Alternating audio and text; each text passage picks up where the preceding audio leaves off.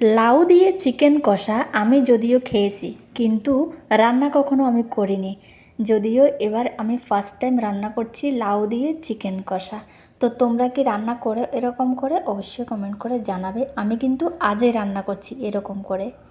1 kilo chicken এনেছিলাম, তো ভালো করে ধুয়ে নিয়েছি, নিয়ে 1/2 কিলো আমি ফ্রিজের মধ্যে রেখে দিয়েছি, আর 1/2 কিলো আমি রান্নার জন্য নিলাম। আর এখানে নিলাম লাউ, টমেটো, কাঁচা লঙ্কা, পেঁয়াজ, একটু আদা আর একটু রসুন।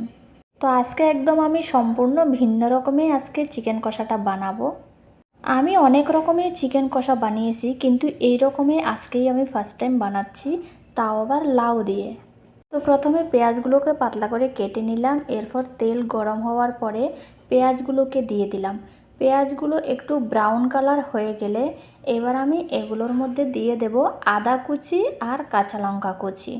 আজকে কিন্তু আমি কিছুই গ্র্যান্ড করিনি, আদাটাকেও আমি কাটার দিয়ে কুচি করে নিয়েছি। এরপরে দিলাম কাঁচা লঙ্কা কুচি। এবার এগুলোকে আমি হালকা করে একটু ভাজি করে ব্রাউন কালার হয়ে যাওয়ার পরে এবার আমি দিয়ে দেব 2টো টমেটো নিয়েছিলাম, এগুলোকে আমি কাটার দিয়ে কাট করে নিয়েছি, মানে গ্র্যান্ড করে নিয়ে আমি কাটার দিয়েই এগুলোকে মিক্স করে নিয়েছি। এবার এর মধ্যে দিয়ে দেব আমি সব ধরনের মশলা। দিয়ে দিয়েছি আমি হলুদের গুঁড়ো, লঙ্কা গুঁড়ো, ধনিয়া গুঁড়ো, জিরা গুঁড়ো। এরপর দিয়ে দিলাম একটুখানি আমি চিকেন মশলা। চিকেন মশলা ছাড়া অন্য সবগুলো মশলাই আমার নিজের হাতের বানানো মশলা, আমি নিজেই ঘরে তৈরি করি মশলাগুলো। এবার দিয়ে দিলাম একটুখানি দারচিনি। আমি গরম মশলার পাউডার কিন্তু আমি ব্যবহার করি না, আমার কাছে ভালো লাগে না, তা আমি এরকম গোটা দারচিনি দিয়ে দিই।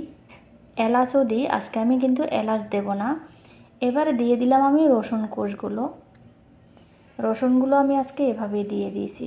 তো মশলাটা আমি একদম ডিম আছে ভালো করে ভেজে নিয়েছি, ভেজে নিয়ে এবার আমি মাংসটাকে দিয়ে দিলাম। এবার মাংসটাকেও কিন্তু আমি ডিম আছেই ভালো করে ভাজবো। তো আমি পরিমাণ মতো লবণ দিয়ে দিয়েছি। লবণটা একটু হালকা বেশি করে দিয়েছি, কারণ এখানে টমেটো পেস্ট দেওয়া হয়েছে এই জন্য। এবার আমি ঢাকনা দিয়ে দিলাম। এবার আমি চিকেনটাকে ডিম আছে ভালো করে আমি প্রায় 20 মিনিটের মতো কষিয়ে নিলাম।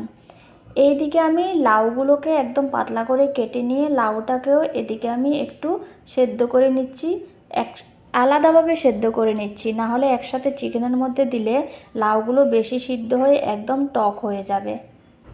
এবার লাউগুলো দেওয়ার পরে আমি আরও প্রায় 10 মিনিটের মতো একদম ডিম আছে আমি কিন্তু চিকেনগুলোকে কষা করব। এবার আমি একটুখানি জল এড করে নেব, একটুখানি জল দেব আমি।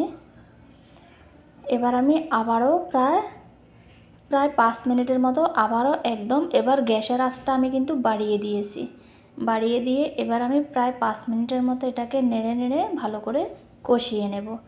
বাস মোটামুটি হয়ে এসেছে। এবার আমি একটু ঘি দিয়ে দেব, ঘিটা অ্যাড করে দিলে না টেস্টটা একটু আলাদা হয়। তো বাস হয়ে গেল আমার চিকেন কষা। তো কেমন লাগলো আমার রান্নাটা অবশ্যই কমেন্ট করে জানাবে। মনে হয় তোমরা অনেকেই কিন্তু এভাবে রান্না করেছো, অবশ্যই কমেন্ট করে জানাবে।